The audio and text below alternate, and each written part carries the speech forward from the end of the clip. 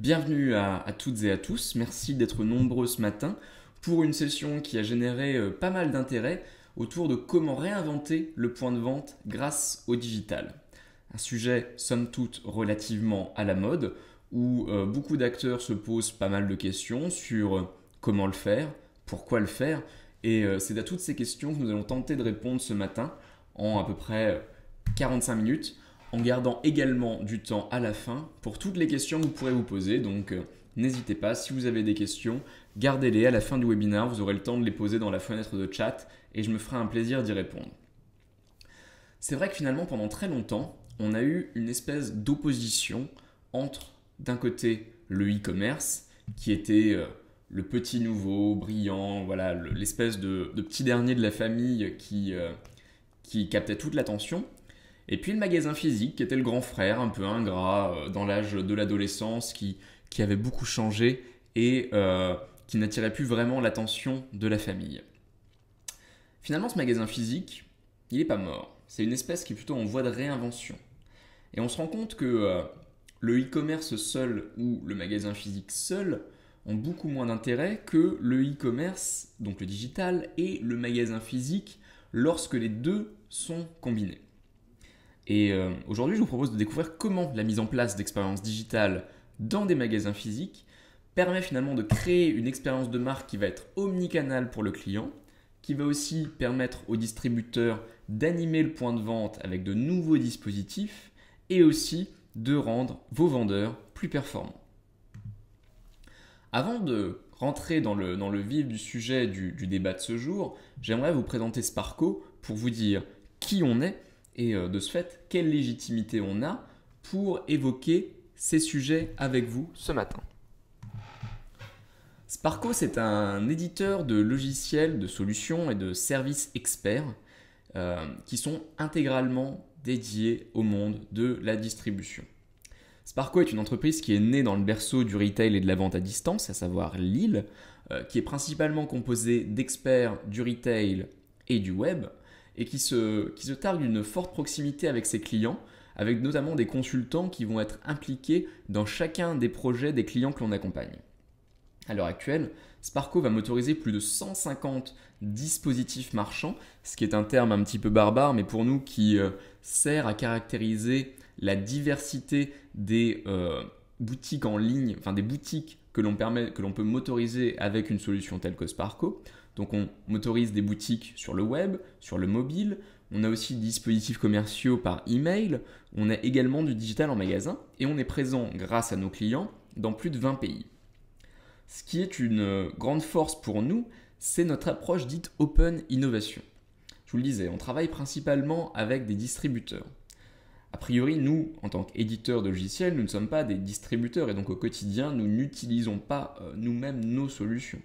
Donc on a adopté cette approche d'open innovation qui est une co-conception de notre roadmap produit avec notre communauté d'utilisateurs, de clients et de partenaires pour capitaliser sur les retours du terrain et ainsi fournir des solutions qui vont répondre de la façon la plus efficace possible aux problématiques que nos clients se posent.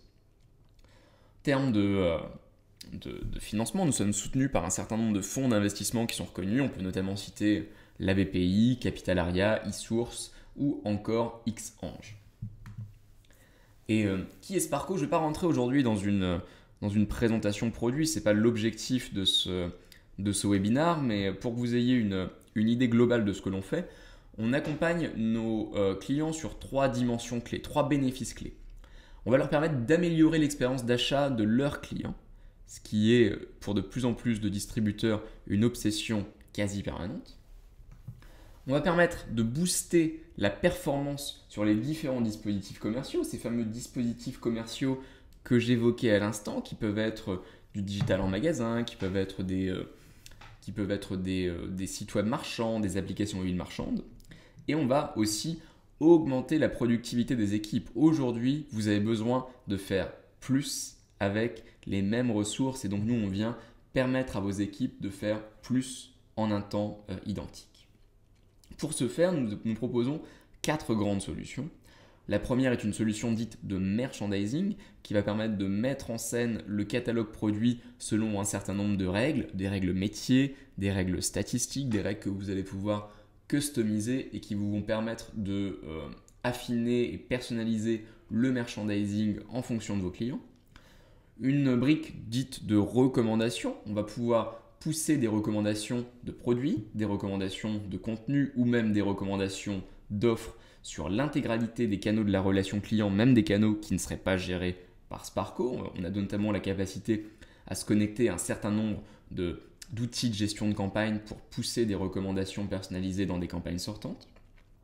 Une solution dite de personnalisation qui, elle, est un peu le saint graal de ce que chaque distributeur tente de faire et qui permet de façon, quand on l'utilise de façon poussée, de proposer un magasin qui va être unique à chaque client dans l'habillage du magasin, dans les produits qui vont être présentés, dans les propositions qui vont être faites de produits, d'offres et de recommandations.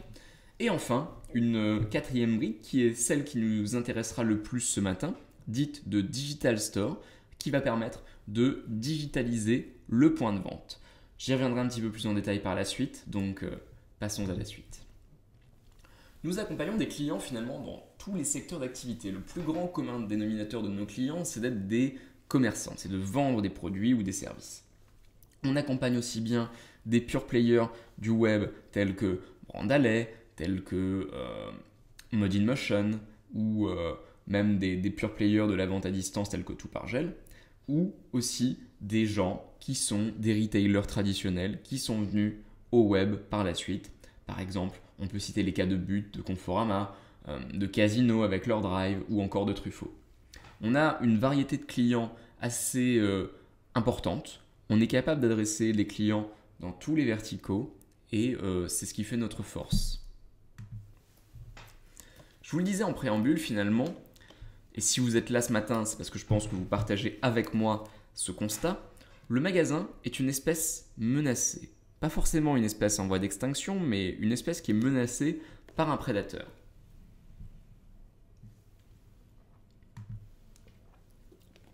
Et finalement, quand on regarde les chiffres de marché, on se rend compte que le magasin ne suffit plus. Le magasin ne suffit plus sur plein de domaines. En 2015, par exemple, 10% du commerce de détail hors alimentaire passera par le e-commerce. Certes, vous allez me dire, c'est encore 90% du commerce de détail hors alimentaire qui passera par le magasin physique ou par la vente à distance. Mais c'est une proportion qui ne cesse de décroître. Là, c'est un trend qu'on observe depuis plusieurs années. La part du e-commerce dans les achats croît. Et il y a même des secteurs qui sont beaucoup plus concernés que cela, puisque dans le cas du voyage, 50% des achats se feront directement sur Internet. Donc je ne sais pas si ce matin, parmi vous, il y a des gens qui opèrent dans le domaine du voyage, mais il est clé dans ce domaine de se poser la question de comment réinventer son business model à l'ère du e-commerce. Et bon, certes, le magasin, la part du magasin décroît petit à petit dans les transactions, dans vraiment la conclusion de l'achat, mais elle décroît aussi en termes de sources d'information des consommateurs. Lorsque l'on interroge les consommateurs français, ce sont des chiffres France, sur quelles sont les sources d'informations principales qu'ils vont utiliser lors d'un acte d'achat, lors d'une recherche de produits, le premier item, c'est maintenant les sites des distributeurs. Donc, le premier réflexe des Français, c'est d'aller voir sur les sites des distributeurs en fonction des produits qu'ils veulent acheter pour comparer les différentes offres. La deuxième source d'information des consommateurs, c'est les comparateurs de prix. Ces fameux comparateurs de prix sur Internet qui vous permettent, en rentrant les références d'un produit, de voir le prix chez différents distributeurs dans différentes villes, près de chez vous ou directement sur Internet. Enfin, la troisième source d'information des consommateurs, c'est les sites des marques des différents produits. Donc par exemple, si vous souhaitez acheter bien d'équipement, une télévision, vous allez voir sur le site du fabricant de votre télévision pour voir quelles vont être ses caractéristiques, le prix conseillé, etc. Et dans ces sources d'information des consommateurs, à l'heure actuelle, le magasin n'arrive plus qu'en 4e position. Et c'est seulement le choix d'information de 10% des Français. On a véritablement un monopole du magasin qui finalement était, il y a quelques années encore, la référence en matière d'information lors d'une recherche produit, qui est devenue la quatrième roue du carrosse. C'est plus que la quatrième source d'information des gens lorsqu'ils ont besoin de faire un achat, et c'est quelque chose qui est en train de beaucoup évoluer encore. Cette part, elle est encore en train de décroître. Et globalement, on se rend compte qu'en fait, plus que seulement 10% des gens qui considèrent le magasin comme une source d'information, c'est avant tout 92% des Français qui vont se renseigner sur Internet avant d'aller acheter en magasin. Donc de plus en plus, on se rend compte que le magasin ne suit plus. Et puis, on peut rajouter un certain nombre d'autres facteurs. On sait qu'aujourd'hui, il ne suffit plus d'ouvrir un magasin pour créer du trafic sur le point de vente. Il y a besoin de mener beaucoup d'actions pour réussir à faire venir des gens en magasin et générer des ventes. Un autre chiffre très intéressant, qui lui est vraiment très frappant, c'est que 75% des consommateurs français, j'insiste là-dessus, ont déjà utilisé leur smartphone en magasin pour rechercher de l'information sur Internet. Le thème de notre discussion de ce matin, c'est la digitalisation du point de vente. Même si vous n'avez rien fait, votre point de vente est déjà digitalisé, puisque le consommateur amène le digital dans le point de vente. Que vous le vouliez ou non, votre point de vente est d'ores et déjà digitalisé. La meilleure façon donc pour un distributeur de contrôler la façon dont le consommateur va se servir du digital en point de vente, c'est donc d'accompagner ce phénomène. Le client a pris le pouvoir. Voilà, il a son téléphone dans la poche, il le sort lorsqu'il est en train de faire des courses, d'acheter, d'autant plus lorsque les achats peuvent être impliquants financièrement ou émotionnellement. Et le client a pris le pouvoir. Le client est déjà cross-canal. On a déjà 12% des clients qui sont totalement cross-canaux à l'heure actuelle en France et 10% des gens qui n'achètent que par le web. Le client est cross-device. En moyenne, dans un acte d'achat, les Français vont utiliser 2,74 devices. Ça va être commencer à regarder par exemple, à se renseigner sur quelque chose sur un ordinateur au bureau, puis après regarder une information dans les transports depuis son smartphone et enfin le soir devant la télé, prendre sa tablette pour regarder ou acheter. Le client est déjà cross-device, donc c'est vraiment très très important pour les distributeurs. Les médias traditionnels sont en train de perdre du terrain. 42% des utilisateurs de réseaux sociaux disent qu'ils ont déjà été influencés par au moins un réseau social lors d'un achat. 42%. C'est énorme et c'est quelque chose qui croît et qui est amené à croître dans les années à venir et qui doit aussi vous faire repenser la façon dont vous pensez vos opérations de marketing et de communication. Enfin, le digital en magasin est plébiscité par les consommateurs puisque 54% des Français se disent prêts à utiliser des bornes interactives en magasin si elles étaient disponibles.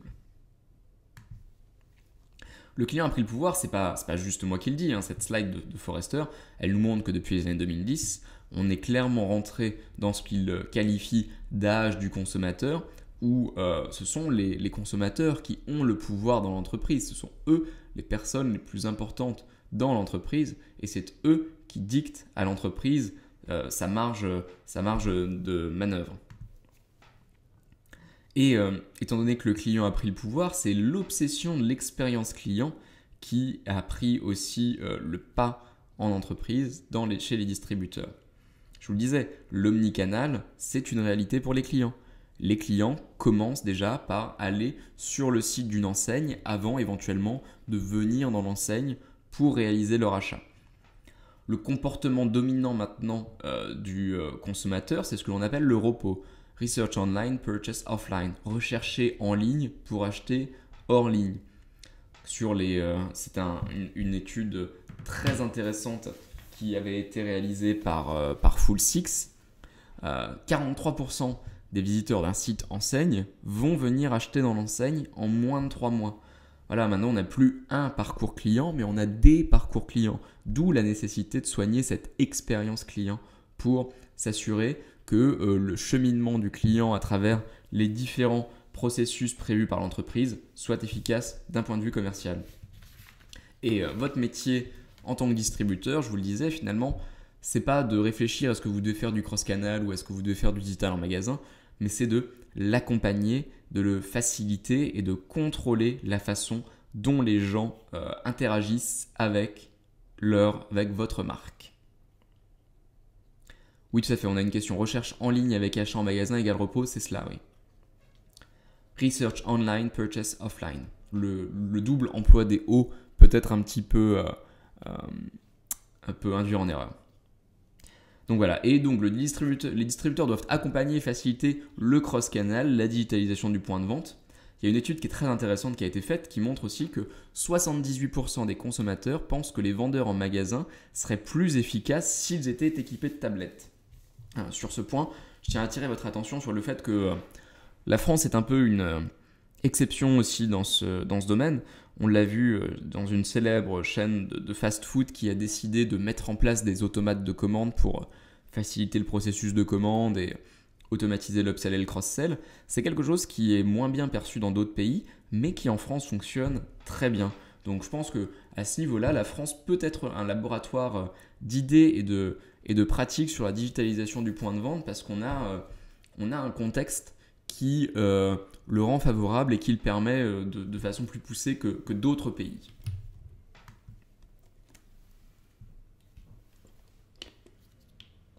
Après avoir dressé un tableau un petit peu noir de la situation du point de vente, tout n'est pas perdu, loin de là.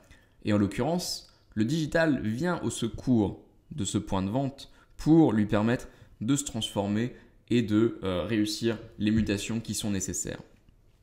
Comment est-ce que le digital peut venir au secours du point de vente ? Eh bien, on peut, par exemple, penser à animer le point de vente avec des dispositifs digitaux. Introduire du digital pour rendre le magasin plus attrayant, plus agréable, créer une nouvelle expérience de marque. On va aussi pouvoir utiliser le digital en magasin pour réussir à rendre les vendeurs plus performants. On reviendra en détail sur chacun de ces points un petit peu plus tard, mais on peut fournir de nouveaux outils aux commerciaux pour leur permettre de faire leur travail. Et enfin, le digital va permettre de créer une expérience de marque omnicanale en réconciliant l'intégralité des canaux de la relation client. Comment est-ce que vous pouvez animer le point de vente avec des dispositifs digitaux ? Eh bien déjà, le digital, ça va vous permettre de dépasser les limites du magasin physique. Un magasin, il a un certain nombre de caractéristiques physiques et en fonction de sa taille, par exemple, vous n'allez pas pouvoir stocker une infinité de produits en réserve. Grâce au digital, vous pouvez outrepasser cette limitation du magasin physique puisque potentiellement l'intégralité des produits du catalogue deviennent disponibles depuis le magasin physique en digital. Alors certes, pas le jour même, mais vous pouvez créer des dispositifs qui vont permettre aux clients de parcourir l'intégralité du catalogue d'achat, de voir quels sont les produits qui ne sont pas présents dans le magasin mais qui sont vendus par votre enseigne et qui pourraient les intéresser et potentiellement de passer commande directement depuis votre magasin.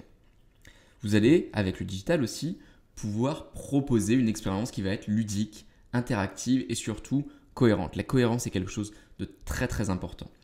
Une expérience ludique, ça va être permettre aux clients une nouvelle façon de découvrir des produits qui ne seraient pas disponibles en magasin ou qui seraient difficilement manipulables.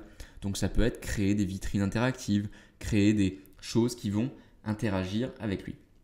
Et enfin, vous allez pouvoir offrir à chaque client des outils d'aide à la décision.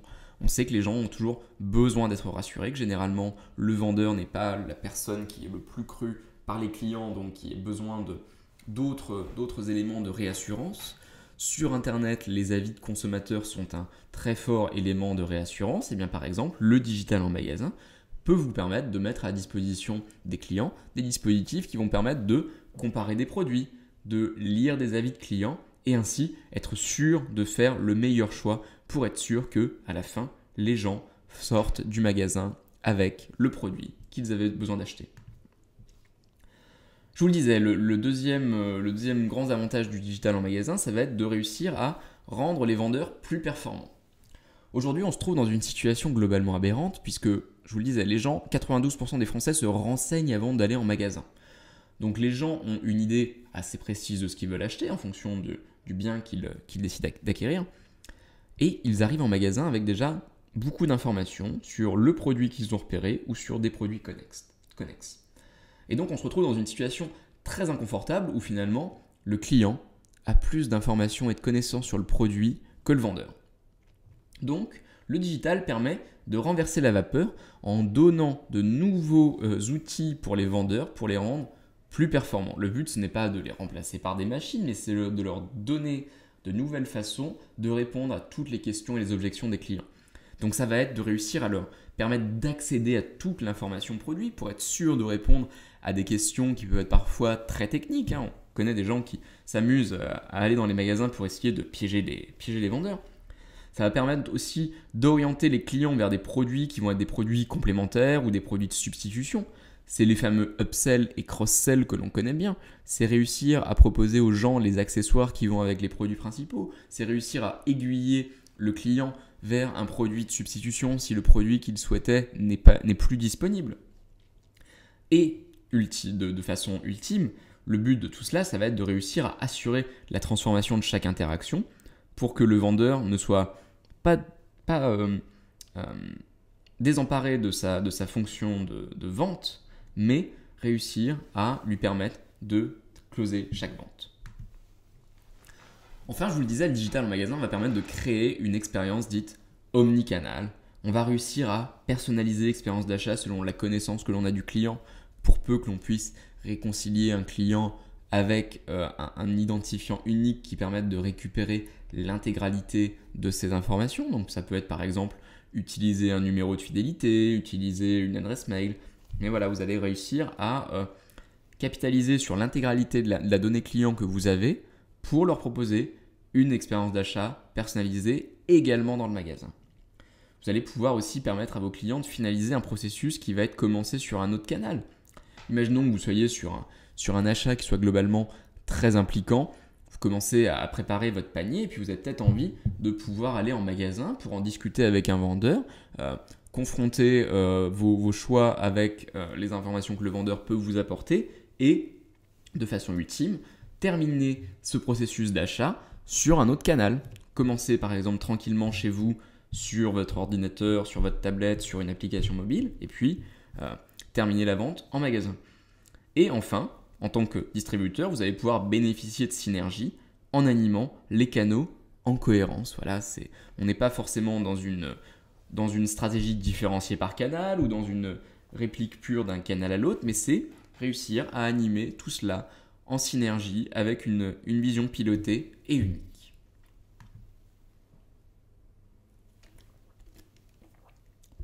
Et ça, c'est la théorie, mais je vous propose maintenant de voir ce que ça peut donner en pratique. Alors, je pense que vous m'en auriez beaucoup voulu si je n'avais pas commencé par parler d'un des exemples les plus connus, les plus réussis aussi certainement, qui est vraiment très très bien, qui est l'exemple de Burberry.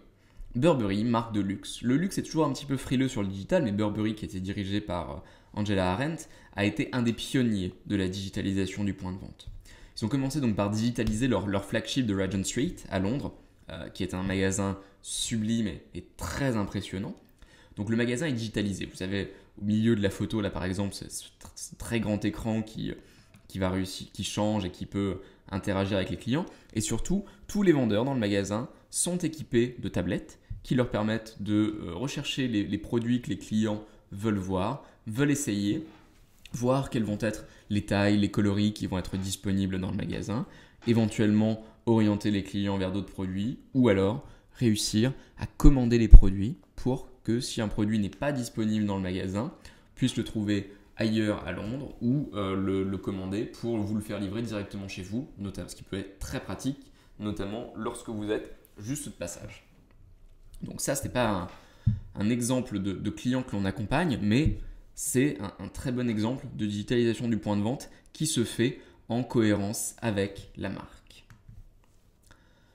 Je souhaitais vous parler d'un exemple de client qu'on accompagne, parce que c'est toujours beaucoup plus parlant et ça me permet d'être un peu plus exhaustif là-dessus.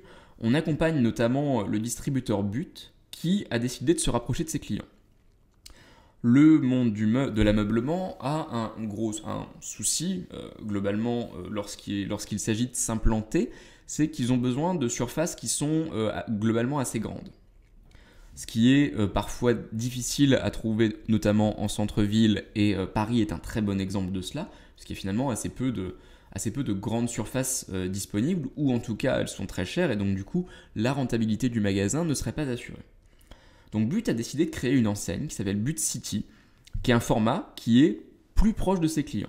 But City, c'est des magasins qui font moins de 1000 m², alors qu'en général, un magasin But, ça fait 5000 m².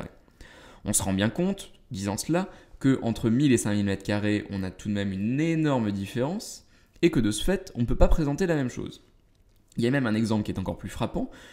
But City a un magasin dans le 10e arrondissement de Paris, qui fait 650 m².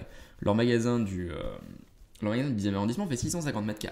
Donc ils ont décidé de réduire l'assortiment, de le centrer sur le salon, la chambre et la cuisine, puisque leurs études ont prouvé que c'était ça qui attirait le plus les clients dans les magasins.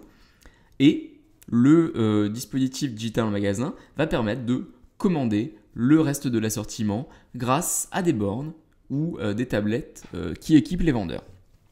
Les bornes que But a installées en magasin sont des espèces de grandes tables type iPad ou Surface qui sont suffisamment grandes pour créer une vraie expérience, générer de la curiosité de la part du client, que le client peut manipuler seul, et aussi la taille de la borne, elle va permettre aussi au client d'être accompagné d'un vendeur, parce que on n'est pas juste sur une petite tablette d'un type iPad ou smartphone, mais on a vraiment beaucoup plus de place, on peut interagir, on peut bien découvrir le catalogue.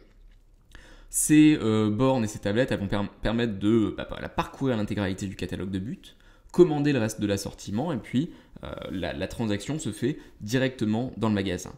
C'est une stratégie de proximité, ça permet d'occuper le terrain par rapport aux concurrents de But qui n'ont pas le même type de dispositif. On peut notamment citer Ikea qui en France a annoncé pour Paris notamment vouloir ouvrir des magasins de ce type qui permettent de se rapprocher de ses clients. Puis ça permet de gagner des parts de marché face aux acteurs qui vont être absents du centre-ville, notamment dans des grandes villes où les gens sont faiblement équipés de voitures. Donc je vous disais, d'autres acteurs ont également annoncé vouloir lancer des formats similaires pour réussir à se rapprocher de leurs clients. Un autre exemple de client que l'on accompagne dans un dispositif Web2Store, c'est Citadium. Citadium, c'est l'enseigne lifestyle branchée du printemps. Citadium, à l'heure actuelle, a ce qu'ils appellent 3 magasins. Ils ont leur flagship de la rue Comartin près du boulevard Haussmann. Ils ont un autre magasin à Beaubourg et ils ont leur 3e magasin qui est le site web. Le site web à l'heure actuelle représente 8% du chiffre d'affaires de l'enseigne, c'est un peu plus de 400 000 visiteurs uniques par mois. Et ils ont un taux de transformation aux alentours de 2,3% et ils visent d'ici 5 ans les 10% de taux de transformation. À l'heure actuelle, le click and collect qui a été mis en place dans les magasins Citadium représente 10% des commandes en ligne. Donc c'est un dispositif qui au début a été initié en tant que phase de test, mais qui représente déjà 10% des commandes en ligne. Sachant que Citadium ambitionne de faire de son site web, son 2e magasin après celui de Haussmann. Donc voilà, finalement on est là avec un dispositif qui est là pour accompagner le développement de l'enseigne, puisque Citadium a prévu d'ouvrir de nouveaux points de vente, mais le web permet de sonder, de voir où s'implanter pour être au plus près des clients. Et puis on est là sur quelque chose qui permet de générer du trafic en magasin, de l'interactivité et de la proximité client. Alors, dans le cas de Citadium, comme ils visent une clientèle relativement jeune, ils se sont également rendus compte de l'impact du mobile, puisqu'ils ont commencé les ventes sur mobile en 2013, et depuis, ça ne cesse de croître. Voilà pour les exemples. On aurait pu parler de beaucoup d'autres exemples, de beaucoup d'autres marques. J'ai décidé de centrer sur un nombre réduit de marques pour qu'on se concentre sur ce qui fait la force de ces cas clients et aussi pouvoir présenter des chiffres un peu plus concrets. Je vous le disais, finalement, ce qu'il y a à retenir, c'est que le digital, il va venir au secours du magasin pour réussir à l'animer, réussir à le vendre plus vivant, pour réussir à donner de la vie, créer de nouvelles opérations, créer de l'interactivité. Le digital en magasin va également servir à rendre les vendeurs plus performants. Généralement, on se heurte à du change management dans ces projets de digital en magasin, mais il ne faut pas l'aborder sous l'angle la borne va remplacer le vendeur, mais plutôt sous l'angle la borne va permettre au vendeur de faire mieux son travail et même potentiellement de le rendre plus productif et de lui permettre de générer plus de ventes. Enfin, le digital en magasin va réussir à créer véritablement une expérience de marque omnicanal, cette fameuse problématique qui se pose depuis des années de comment réussir à reprendre l'ensemble des canaux pour que tout soit unifié et que tout ne fasse plus qu'un. C'est ce qu'on peut retenir de pourquoi et comment digitaliser un point de vente de façon optimale.